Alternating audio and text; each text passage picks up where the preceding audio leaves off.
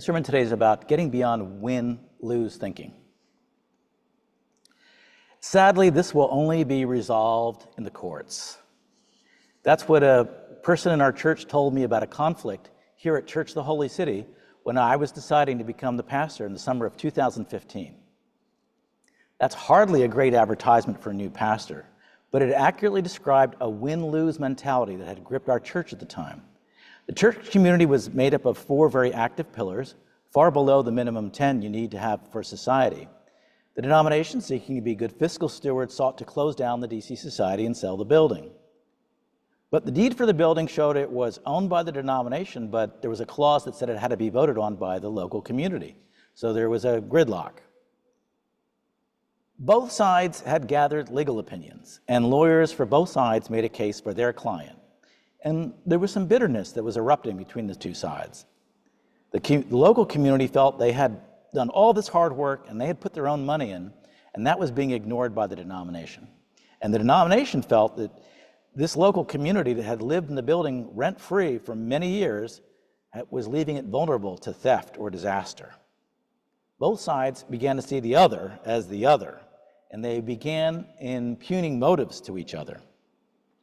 So this was the state of affairs when, at the time, the denomination president asked me to consider being the pastor here.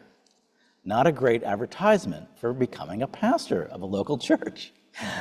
With both sides getting guidance by lawyers against each other, and of course the lawyers each convincing each side they had the right side in the course of events. This looked for sure that the one side needed to lose and the other side needed to win.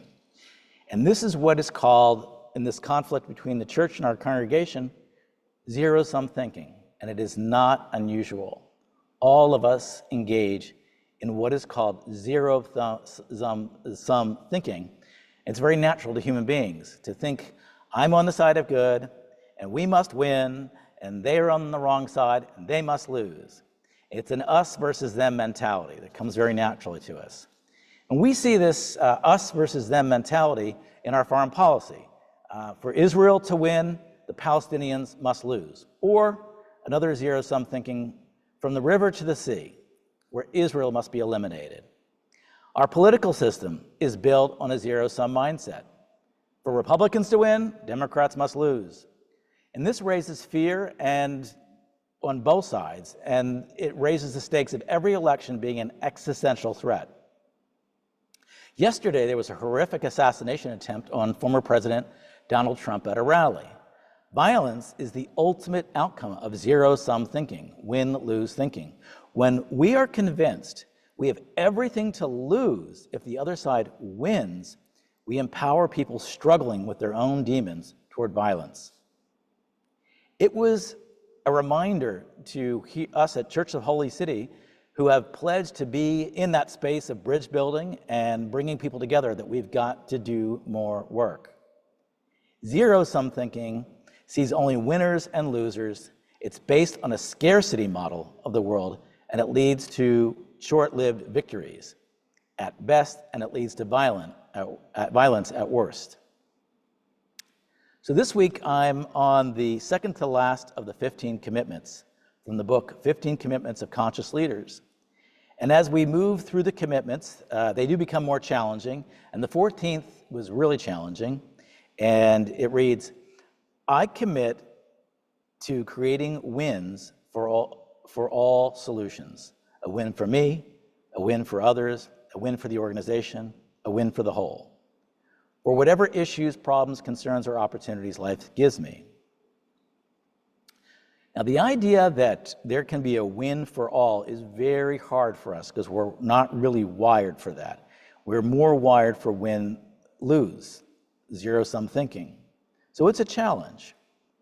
And here in Washington, D.C., it's very much the culture here, because it is true, if you come in with one administration, your career and your life trajectory could depend on a win or a loss, and that's the win-lose thinking that could impact you. So, in my first sermon at Church of the Holy City, I did take the job after that great advertisement, but at the very first sermon at Church of the Holy City, in the fall of 2015, I entitled it Winners and Losers. And I tried to flip the old paradigm and say that while DC is a city that respects winners, that the message of Jesus was a call for losers. Now, I acknowledge that the people had come to this town to win, and they leave when they lose, and frankly, it's a big issue for the church. It rotates people out all the time.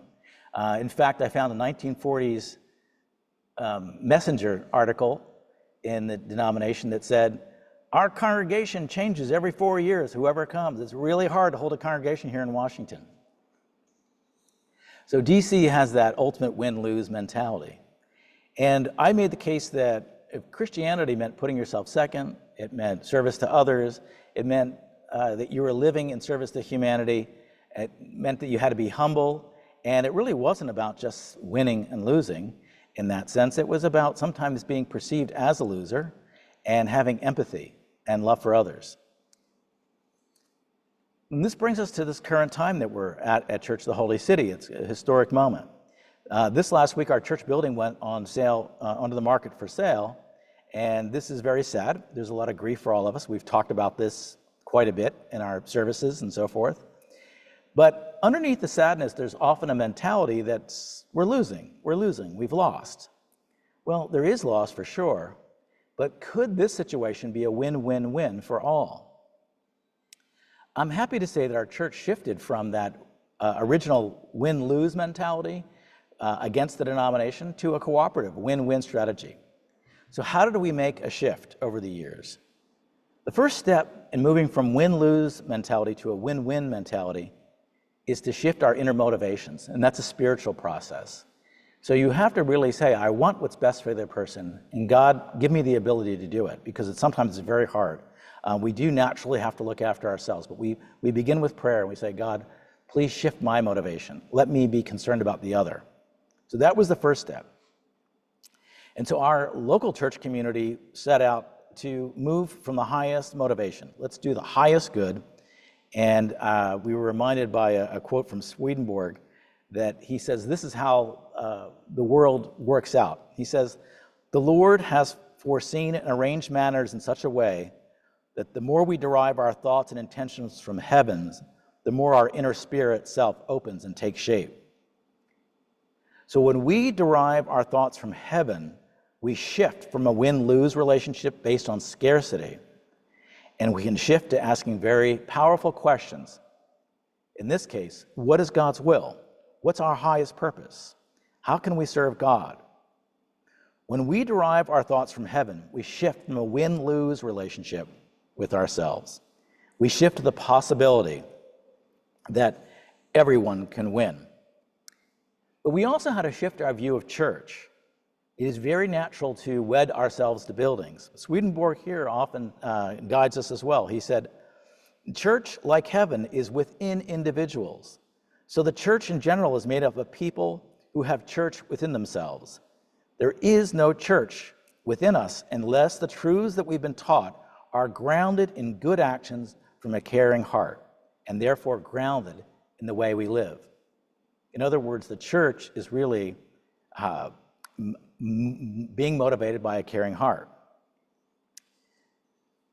So by reminding ourselves that the church was not any particular building, but our works of compassion in the community, we opened our imagination, and we were open to God's imagination for us.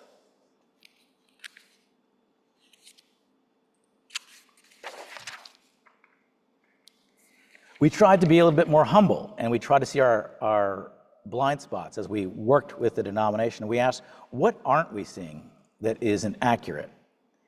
And within this, we began to see the goodwill of the denomination.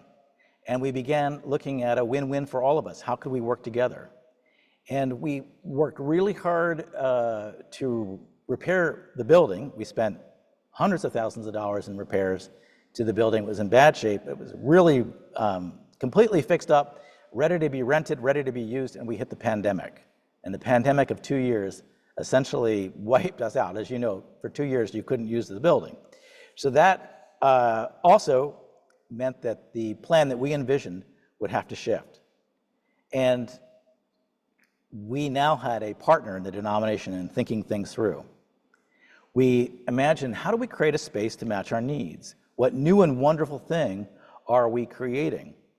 I sat down in the church one day for a meditation. I walked around to all the stained glass windows with everybody's name on it, and I just sat down and I just prayed to God, and I said, what do you want to do? And the message that I got was, I'll say this is from the angels, or you could say it's from my psyche or whatever, but it just says, we created this space to match the needs of our time. What new and wonderful things are you doing and creating to match the needs of your time? And I was reminded from a passage of Swedenborg where he says, angelic life consists of usefulness and acts of neighborly kindness. Nothing makes angels more happy than giving information to spirits that newly arrived from the world and serving people on earth. I felt like the angels were guiding us. That is the ultimate win-win. We're working with the denomination, we're working with ourselves, and now we have the angels, our ancestors of this space, working on our behalf.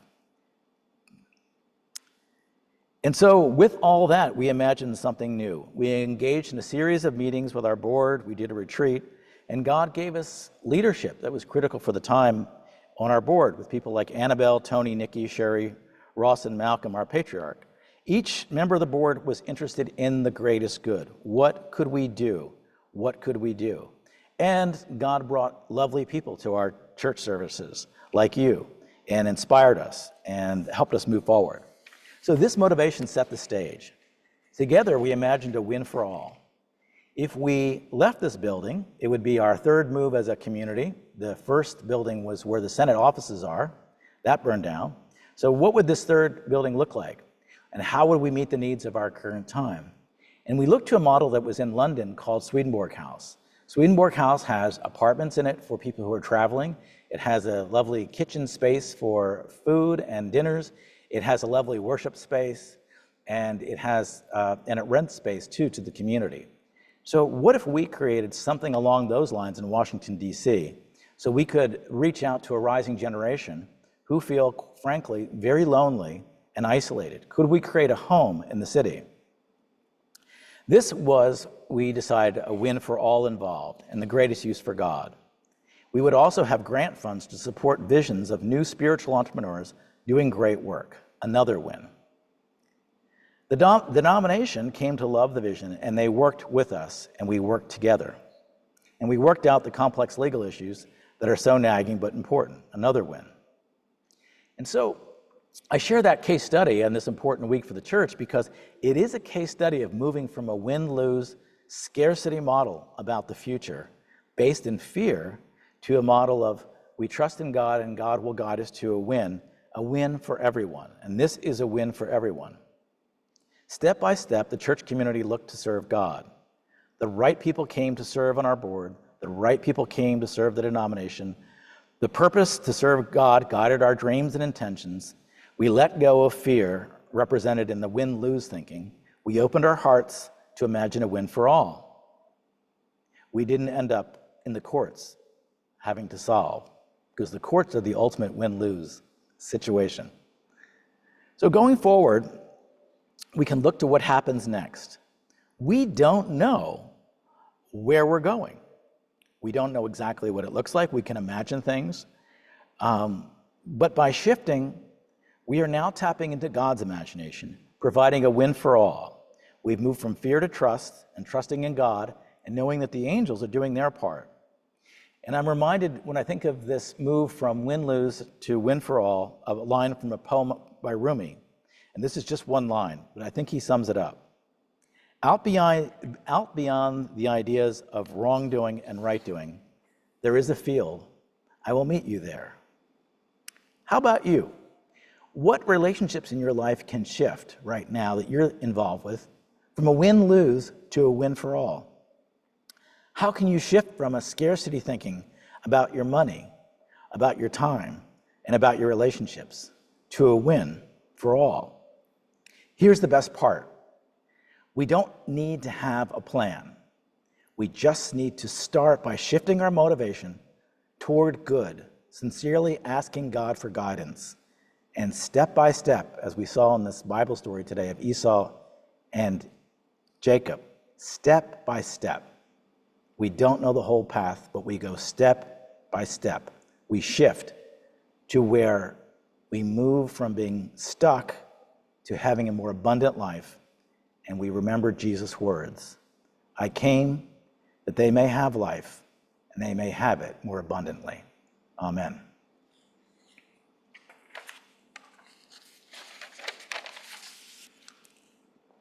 So getting beyond win-lose thinking, any questions, comments? And if anybody in the sanctuary has a question or comment, just raise your hand. I'll hand you the microphone.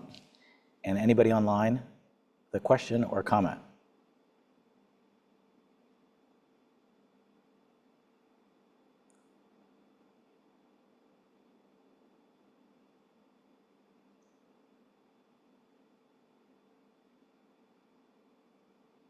Roxanne?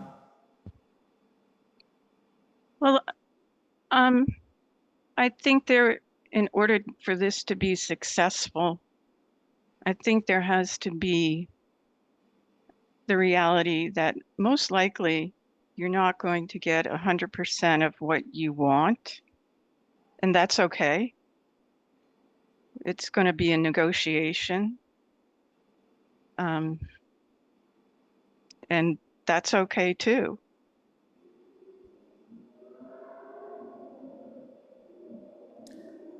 I think we're generally taught that the way to solve things is compromise. But in a way that is a bit of a lose-lose. I mean, people don't get what they want. I actually think that I think there's situations, and I know, so this is very different from common perspectives. I think there can be wins for all if we have the imagination for it. And when we compromise, very often people are not happy because they did have to give up something, and the solution may not be sustainable. So I think it's great if we can hold out in our imagination. Now, how could that other side win? Or how could we win? I would say in this story that I shared as a case study, I feel like as a congregation, it was a win. I don't feel like we had a compromise. So that's an interesting way of looking at it. I think compromise is a good thing, but I think if we really imagine, you can get even more creative. But it's hard work.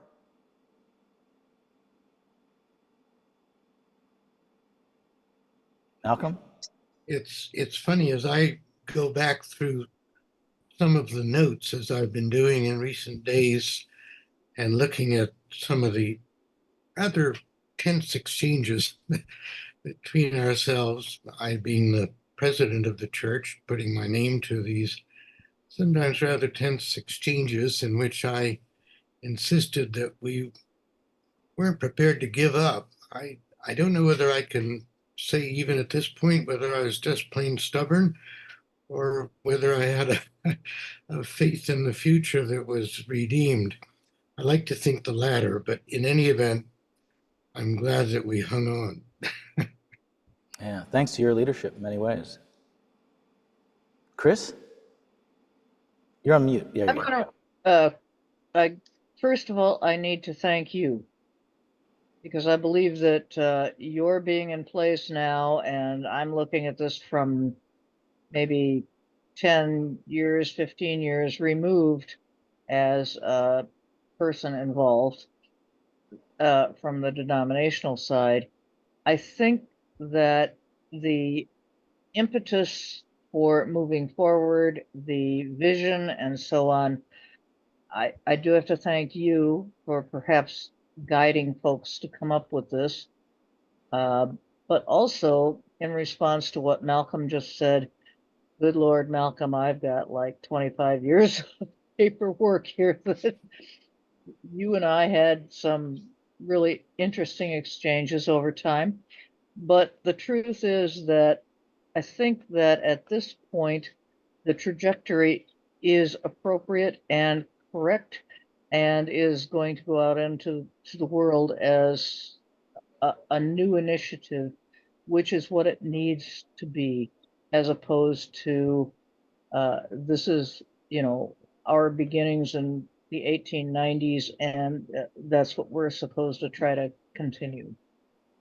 Yeah, thanks, Chris. It's interesting. Couldn't have planned it better. Chris was president of the denomination, and a big chunk of that, and Malcolm was president of the church. So They know they know what really happened, but long before I was involved.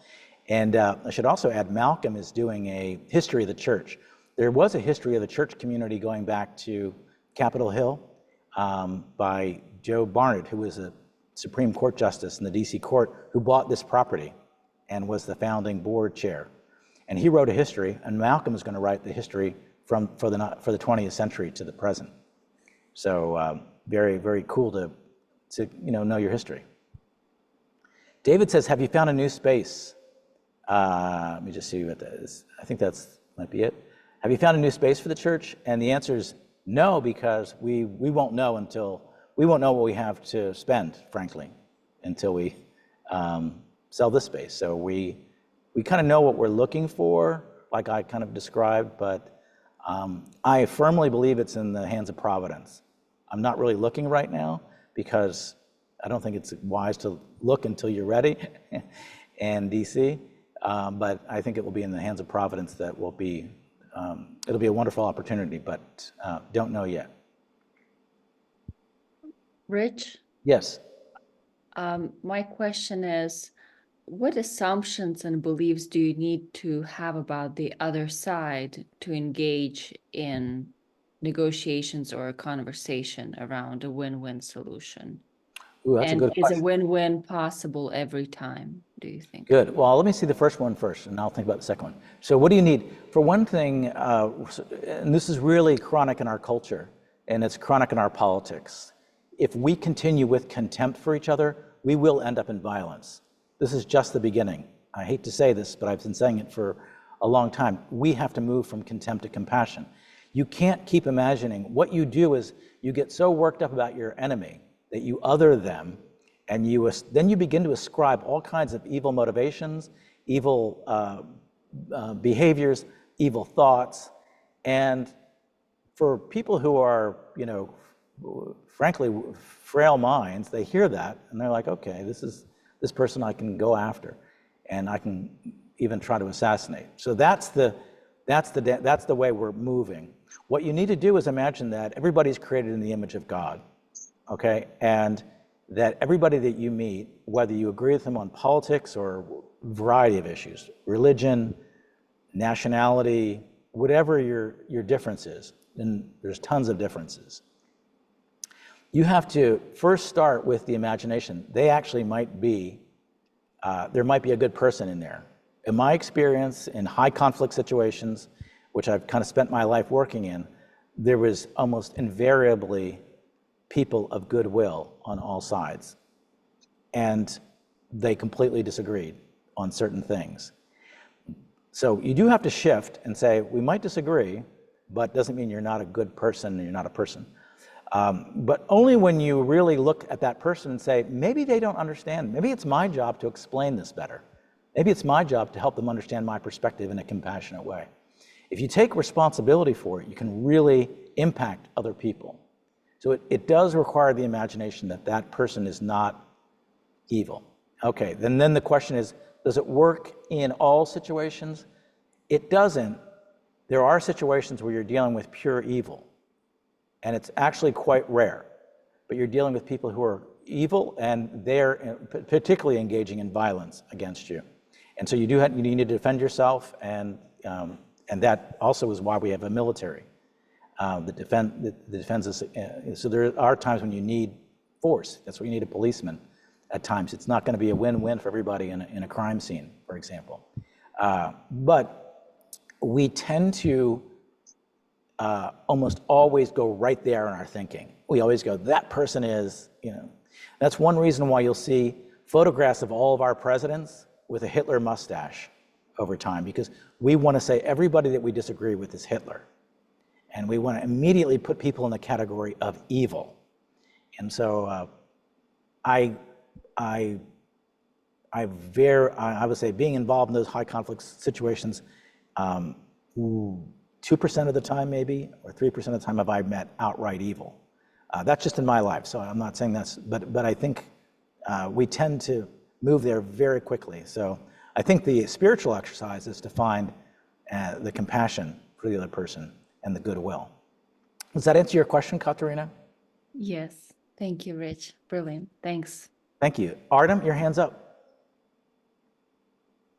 Yeah, I guess I kind of wanted to comment because I've seen so much of this in my personal life. And I've always hung around different crowds. So everybody in my friend groups throughout me, like growing up, especially here in America, it's always been different kinds of people where everybody has a different background, everybody has a different faith, and rarely did I find myself in a community of everybody that thinks the same way or goes about Christianity the same way or goes about religion the same way.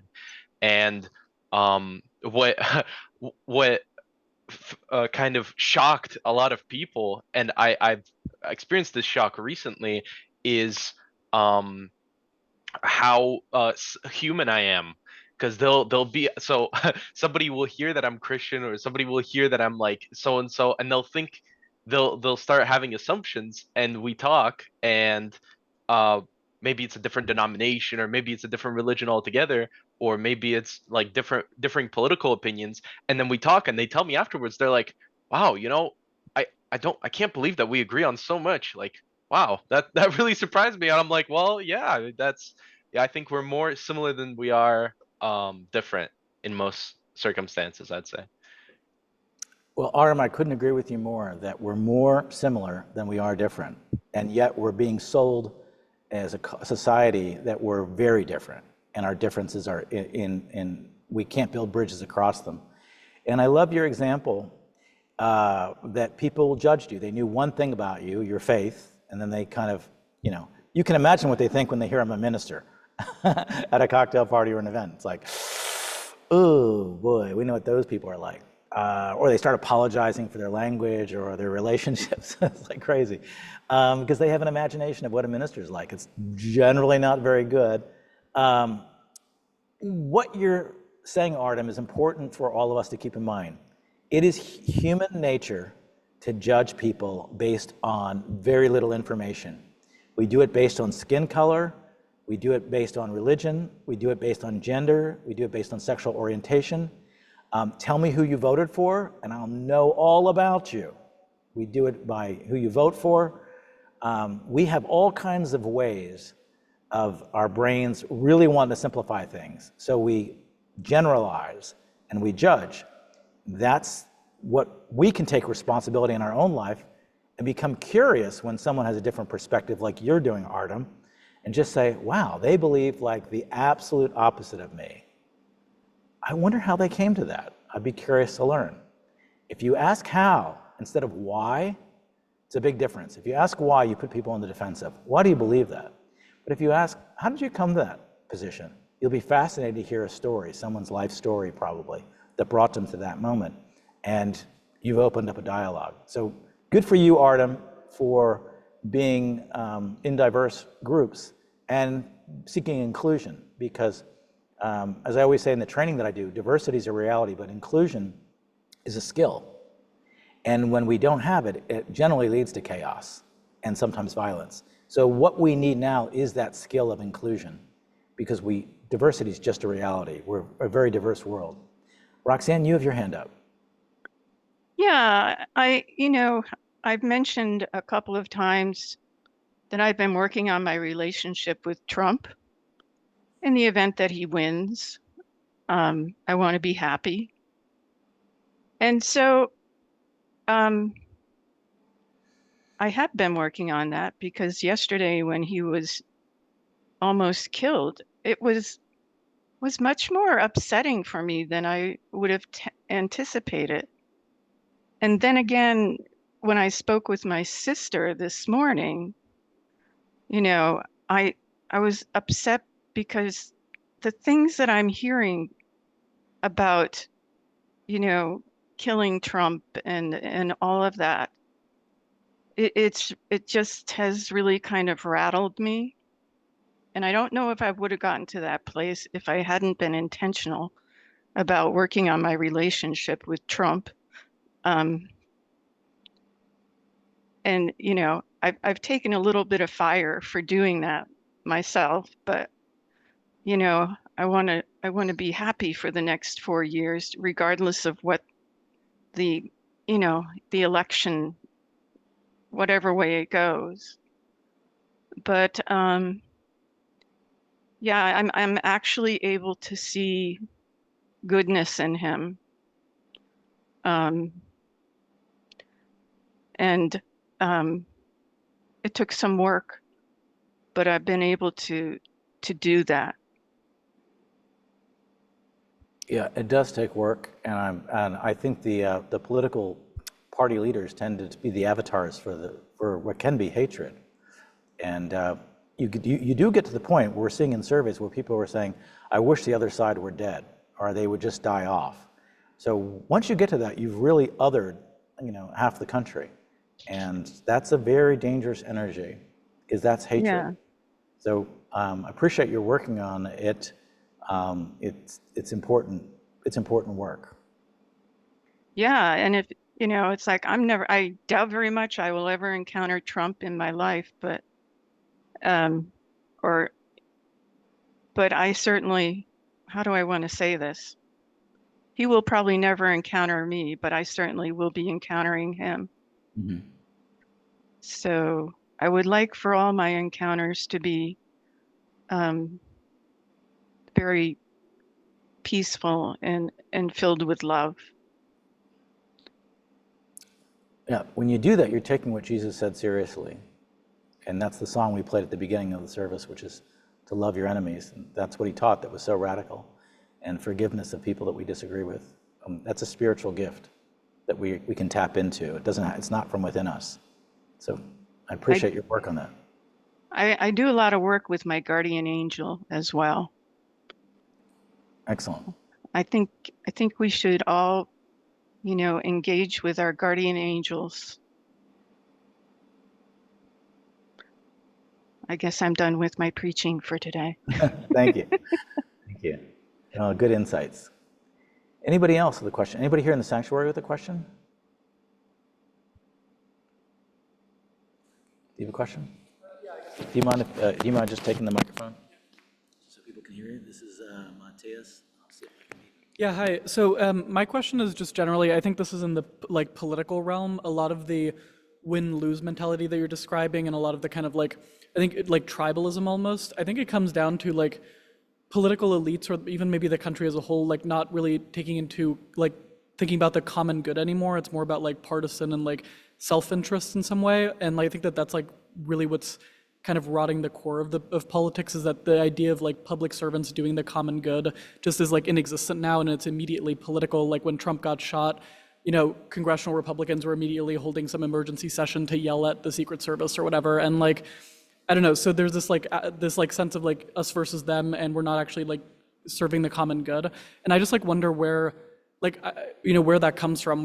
If it's just that we're living in a more selfish age, or whether we're kind of living in just more of a chaotic age or something like that. But it just seems that political leaders now very rarely have that sense of public service and putting the interest above parties or their individual self-interest.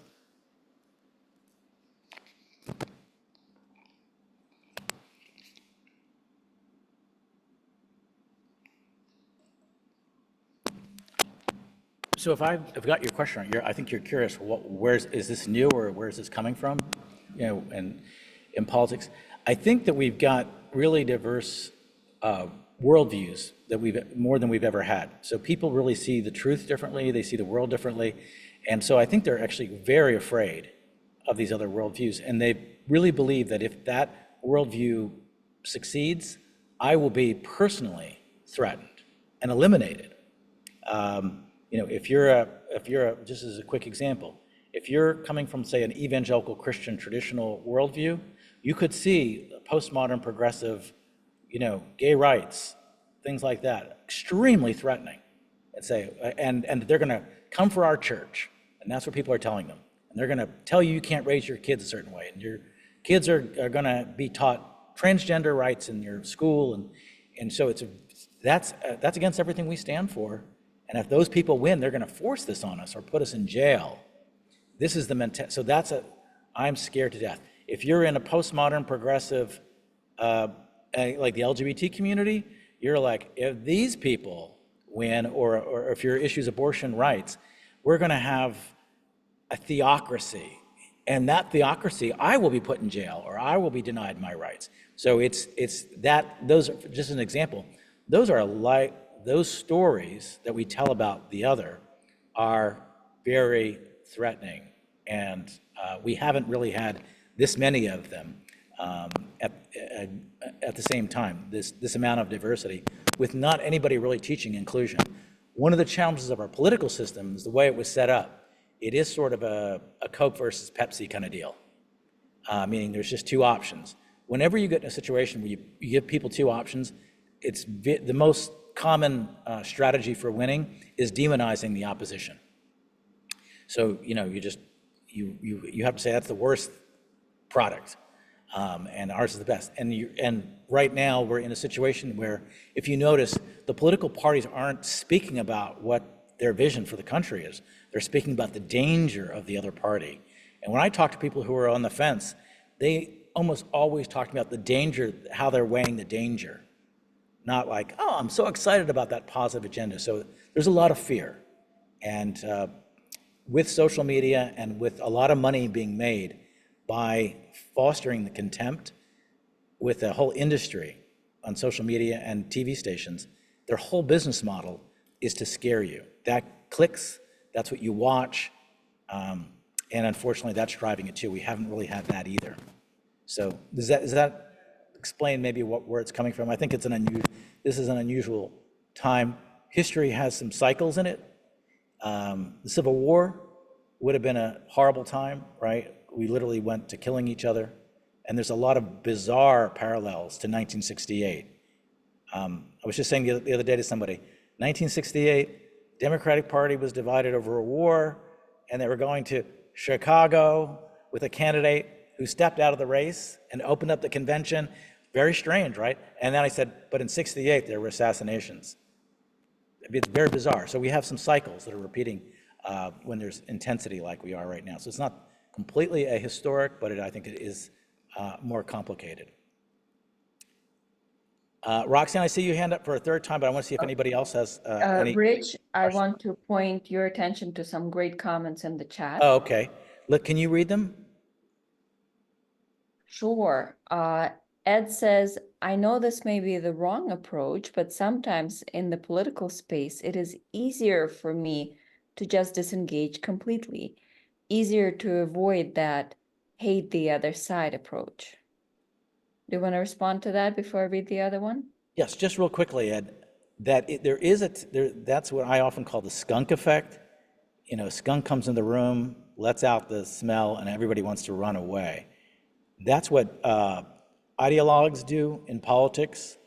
And so I would encourage people, I know it's, you know, as students tell me now on college campuses, they don't ask questions publicly anymore. And they say, I've learned in school to keep my mouth shut, my head down, protect my career, don't get involved. That is not good citizenship. That's not good dialogue. So we don't even, they will tell you privately what they believe, but they would never say it publicly. Who gets to define the culture are the ideologues, the people who are so I would say we have to have a little courage of stepping in there and stepping up. But I definitely, I think we've all been in that situation where someone starts going off politically and we're like, I'm not even going to engage. Sometimes it's not worth it, but as a culture, I think we have to re-engage. Thank you for that, Ed. Next question or comment? And David reminds us to keep in mind Jesus's words when we feel frustrated. And Jesus said, I have overcome all and have set the captives free. So whenever we feel depressed, worried, frustrated, angry, we are in bondage, if I'm reading it right. And so those words can help remind us that we are free in God. Yeah, thank you, David, for that. It is truly a superpower that comes from God that we can be more forgiving, more loving. We can say those prayers, that we can remember what Christ taught. Jesus is very counterintuitive and goes against our human nature. But as David reminds us, that's the promise. And I believe it works. I've experienced it. It's a force greater than ourselves. Any other comments in the comment section? Nope, that's it. Okay, Roxanne? So in my experience as a chaplain, I think that how we consider our death is really important as to how we are able to move through our life. And even reading this book in the book club, I think that, you know, I saw it all the time in the hospital. It's, well, how do you want to die? And you want to have a good death. And do you have your will in place? And it was all about the I. And I think, you know, so my question to myself is like, how do I make my death a win-win for everyone in my life? And so I thought about that before. I was like, you know, I decided that, you know, because the people around me are more concerned about my will than I'm concerned about my will. And it's like, all right, guys, why don't you write my will and I'll sign it? And because reality is, as long as my pets are taken care of, what do I care? What do I care about, you know? So I think, you know, society wants, you know, our death is not our own. Our birth is not our own. Can you ask a question? Well, the question is, we're living, how do we get out of the mentality of the I and move into the mentality of the we?